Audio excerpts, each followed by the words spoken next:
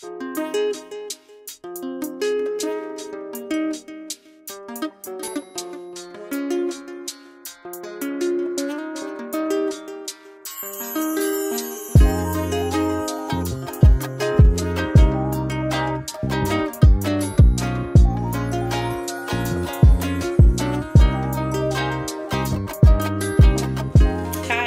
Scott from Trill and the Dream PR. I'm here with OneNine, giving an exclusive OneNine interview.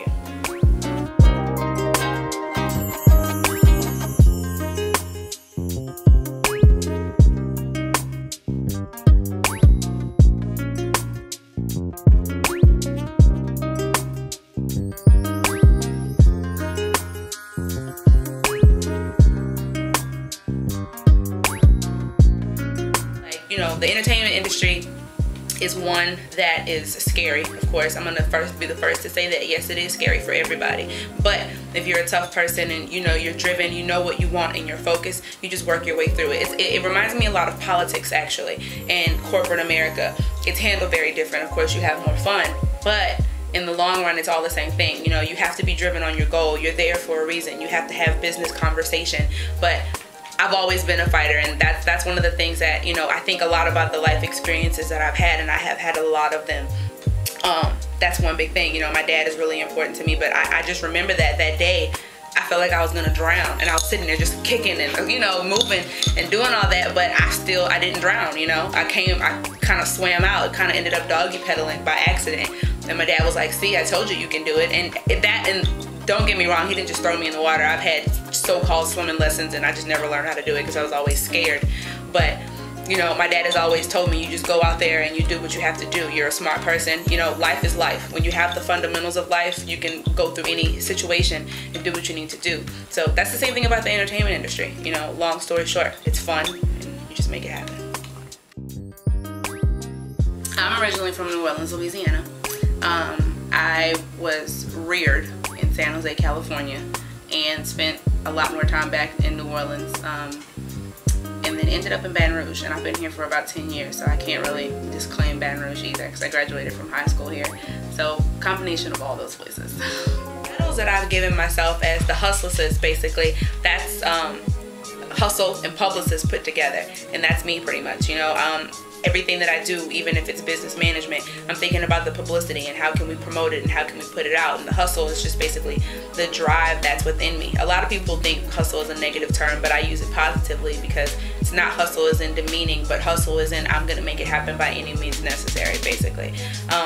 The boss, basically, I got deemed that term by someone else because they said that everything that I get into, whether I'm over it or not, I kind of tend to have that leadership skill. It's not something that I try to do, but I'll never let anything fall. I'll never let anything, you know, go down if I'm involved in it in any way. And me not being a dreamer, what that means is a dreamer, and if you read my blogs, I say that a dreamer is a person that thinks about things. It's all, I call it the paralysis of analysis, basically, which means you get stuck analyzing.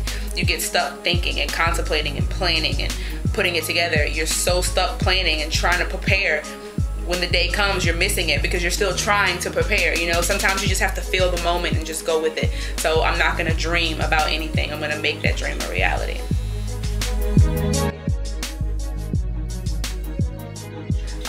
At Trill, as a general manager, I am the go-to person for pretty much a lot. I work directly under the CEOs, so I attend to them almost in an assistant manner, you know, making sure that the things that they need are taken care of. But then on the management side for the artists, I make sure that the artists are where they're supposed to be when they are. I also develop the artists from, you know, for different things. Of course, I do their publicity and marketing because that's my passion, and also handle the business finances, the management of all the companies that we have, because for Trill, we have Trill Films, we have Trill Entertainment, we have Trill Productions, we have a lot of different things that work together. So just basically managing those day-to-day duties for all of those companies and definitely for all the artists. So I think I always knew that I wanted to be involved in some facet of business and handling business and things like that. And as I got older, of course, you learn what certain jobs are and what they do. Me and my friends, yes, we do have advanced degrees. I'm the only one of my friends, well, I have 2 friends, excuse me, that work in the entertainment industry. Everyone else is in medicine, in law, accounting. You know, my friends are very highly educated, and I love that about them. I'm a highly educated person, but do I feel like you need to obtain advanced degrees to do that? No, especially in the music industry. What I do feel is, you know, if you're a producer, you need to get some advanced Pro Tools training. Don't just teach yourself how to do it. That's good for so much, but if it's your passion, invest in it. Take some money and do it. You know what I mean? How much money did Kanye West spend learning how to use all the stuff that he knows how to do? You know, sampling, getting it right. That's education. When you sit there and you say, I'm in the lab from 10 at night till 5 in the morning, you're learning something. You know what I mean? You're educating yourself to something. So you might have an advanced degree in music. So it really all depends. For me personally, education that a lot of our kids get when you go to college, my teacher steered me away from entertainment. Even right now at Southern University, yes, I'm saying this on camera, I have gone back to them and said, hey, let me take your broadcast students and put a complete program together with them for entertainment concentration. They're not interested in that. I think that's bullshit. And yes, I said bullshit. I think it's bullshit, because for someone like me, even my interns that are in here today, clearly they love entertainment. This is a multi-billion-dollar industry. With that being said, we need to cultivate people to go from HBCUs into that. Clark Atlanta and FAMU and Howard. Off the top of my head, all 3 of those universities have entertainment built programs. They teach you how to be radio PD. They teach you how to, you know what I'm saying, manage business management and entertainment. They teach you how to get law degrees to be an entertainment attorney. And especially in Louisiana, the building that we're in right now is entertainment building. How do you not have entertainment majors here? You know what I mean? So that's a very important thing to me.